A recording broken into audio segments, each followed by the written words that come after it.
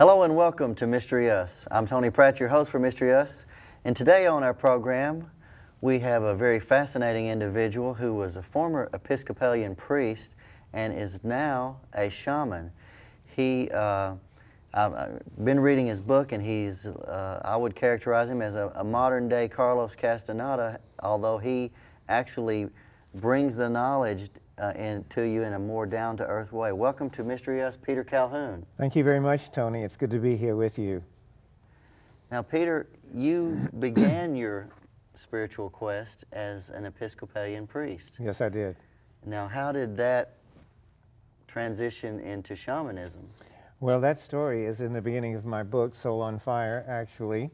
But very briefly, while I was in my 8th year as a priest and serving a parish in the Episcopal Church in Atlanta, Georgia, I had a series of disturbing visions about the future of our earth. And I was shown in these visions that we were heading for a total environmental collapse that would cause great suffering and really destruction of the world's civilizations.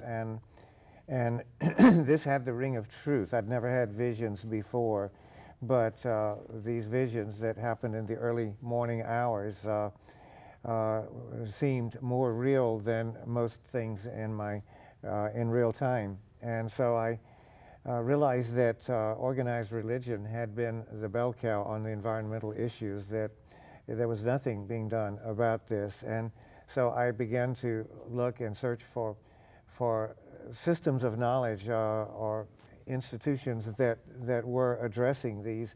I discovered that the only group that had consistently learned to live in harmony with our environment were the shamanic cultures all over the world. And they had a track record of living in harmony with all life for thousands of years. This is one of the things that got me on that path of shamanism. When I was told that time was rapidly running out, that we'd been very poor caregivers in the garden of our world, and that we were about to reap a bitter harvest, and we could still turn things around. And so it was this was one of the things that caused me to make the leap that I made out of the protective canopy of mainstream Christianity into the uncharted realm of spirit, I like to say, because it was truly a leap into the unknown. And most people, when they leave their vocation, they do it out of disenchantment or failure. I was supremely happy in the life I'd chosen. It was a life of service, and I loved it. So it was a very reluctant departure, but I knew that I had to be true to the visions that I received, and I had to, as the Native Americans say, I had to live out my vision. Okay, but at one time you did come to kind of question your decision or wonder about, do I need a regular paycheck, or, I mean, what's going on here? What am I really doing? Yes, I did. I questioned whether I had made the right decision or not. I think one always questions these things because I had just made a leap into the unknown. And some of it, there were no set paths. There was no map to guide me from point A to point B. And so I began to have my doubts, and it was during this time that I was having these severe doubts. It was 10 years after I made my transition, actually. I had a series of lucid dreams, the same dream 3 nights in a row. And I saw this goddess-type woman that turned out to be the Greek goddess Artemis Huntress, that was running with the animals. This is one way she's depicted in the dreams. I saw the elk herds and deer herds, buffalo herds, and all the small animals passing in review, and she would stop and speak to me. And the third time she spoke to me, she said, "You're a servant of the Earth Mother. You'll bring many people back to the Earth Mother." And she made some predictions about things in my life that did come true in detail a few weeks later. And so I knew that this was authentic, and I knew that it was my job to help people return to the Earth Mother, that we were like the prodigal children that had strayed from the very source of our life. Right. Now, this Artemis Huntress, you had the dream 3 times. Now, in shamanism, if you see this same vision or dream 3 times, that means that pretty much confirms. Absolutely. Now, is that your power spirit, or? There's something about, Yeah. and you find this in every tradition, in every culture. 3 times you can say it's etched in stone, that this is authentic, this is going to happen. Right. It can't be changed. And so I knew that this was authentic, and the experience that I had of meeting this great being that I thought was only a mythological character was overpowering.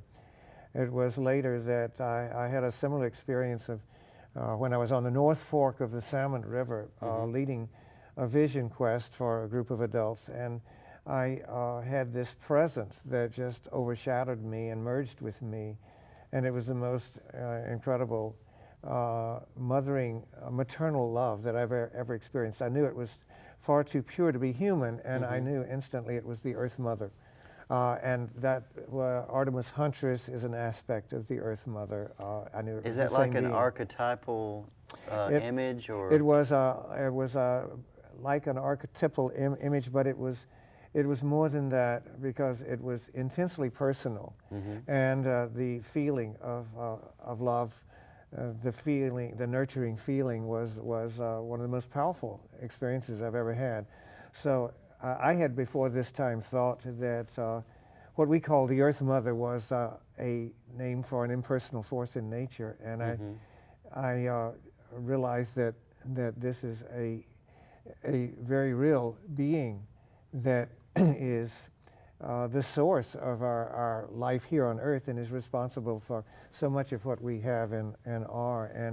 And I was told that she knows each of us by name, that she has, and cares for each of us, and wants more than anything for our humanity, our species on this planet, to return to her and return to the earth, that we have been the prodigal children that have strayed, and in some ways we've strayed drastically from our true path. So she's kind of like Mother Nature, in a sense. Yes, one and the same.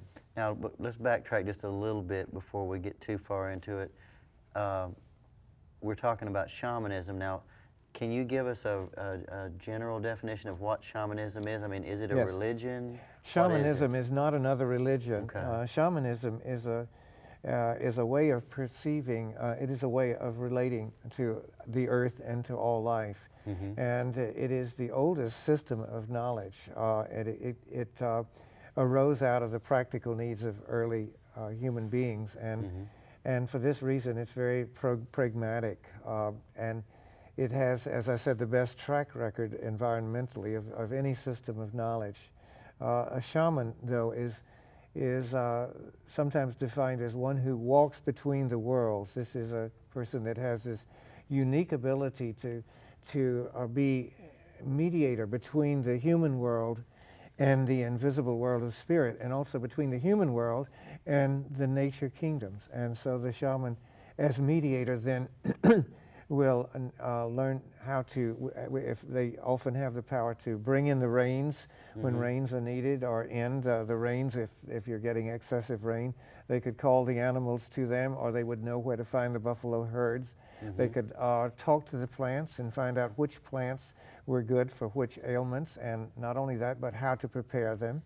And so they had quite a versatile abilities and knowledge, and they were the tribes and the villages, the European villages, were very dependent upon their shaman. Now you discovered, you're practically a modern day Dr. Doolittle. You discovered that you could talk to all different kind of animals, and not only just talk to them, but communicate telepathically.